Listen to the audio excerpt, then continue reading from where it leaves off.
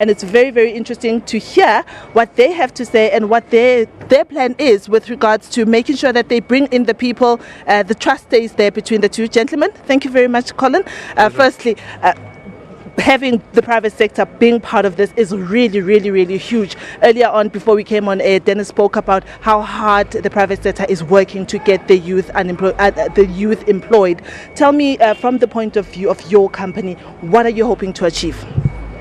No, I think as a co-convener of the Youth Employment Service project of the CEO initiative, we right at the outset, we, on the subject of collaboration, brought Dennis and his Labour colleagues in because we knew at the beginning, whether it was black business, Labour, communities, youth, we can't bring about and harness the power of the youth without a collaborative effort. So I'm hoping that with the support of NEDLAC, the Cabinet and all these constituencies, we are going to have the beginning of a process now which will grow in an unprecedented scale in the world, I might say, to employ youth gainfully in businesses, and they come out with a real work experience after 1 year that's paid internships.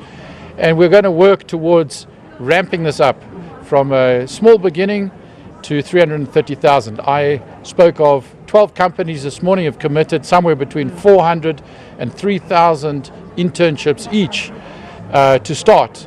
And there are many other companies who are going to do similar or less numbers, and we're going to create a flywheel of hope for the youth in the country. Why do you think that there had been a stalling, if you may call it that, over the years of bringing together something like that? The will has been there and the vision has been there, but nothing that we've seen like today where actually something is happening. I would say we've been very methodical, and so we've gone slowly, but we haven't really hit roadblocks. We've just worked through the process. You must remember what the YES program involves is taking youth into businesses, because businesses exist every part of the country, stores, bank branches, factories, warehouses, everywhere that can absorb youth. But at the same time, we needed the regulatory power of the incentives of government to help business in terms of empowerment and funding rebates as well, to make the cost affordable, because this is a massive undertaking for businesses to get youth into the businesses and to train them. And so we have been very methodical. I think we've got to today, and the President has provided this massive boost by bringing his Cabinet and all the government colleagues on board, and I think we're now on the road. We're definitely on the road. Mr. George, let me come to you now. This launch comes at a very, very nice time. Just yesterday, we heard that the issue of the minimum wage has been stalled. How do we properly incentivize the youth who are in employment, also putting into question, or rather putting it in our minds, the issue that companies also have their own difficulties that they need to deal with. While they want to employ, they also have to look at cost containment and all those factors. Yeah, look, the whole issue of competitiveness and for South African companies to be competitive in a global environment is very critical. And the only way a company can become competitive if a company is innovative, and smart and train the best of our youth.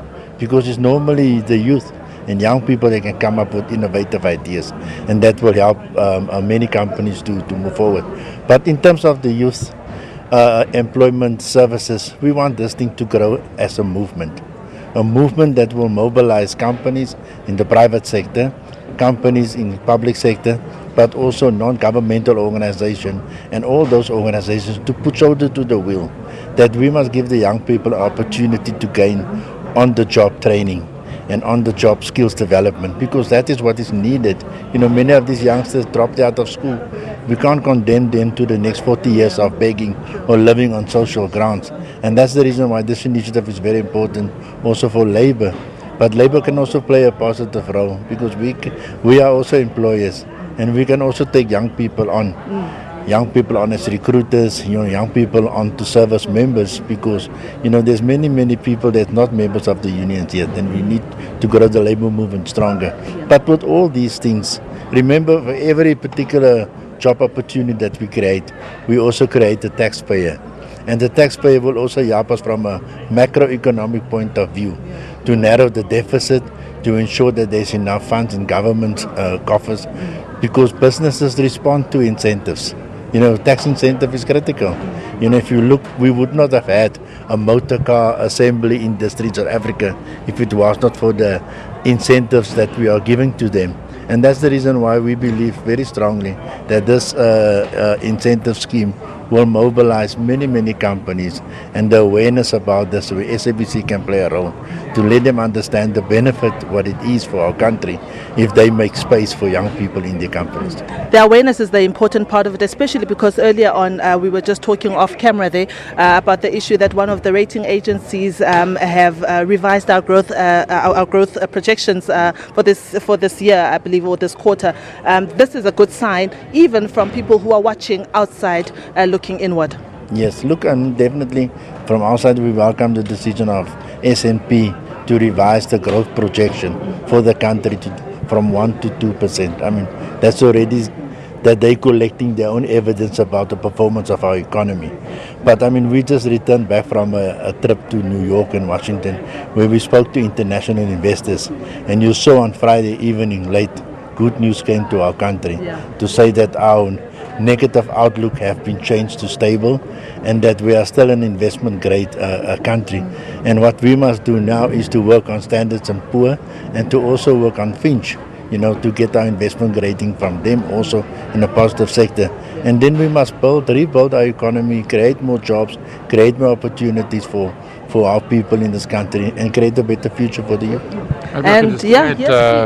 One of the main issues for the rating agencies and for investors is the structural unemployment in South Africa being so high.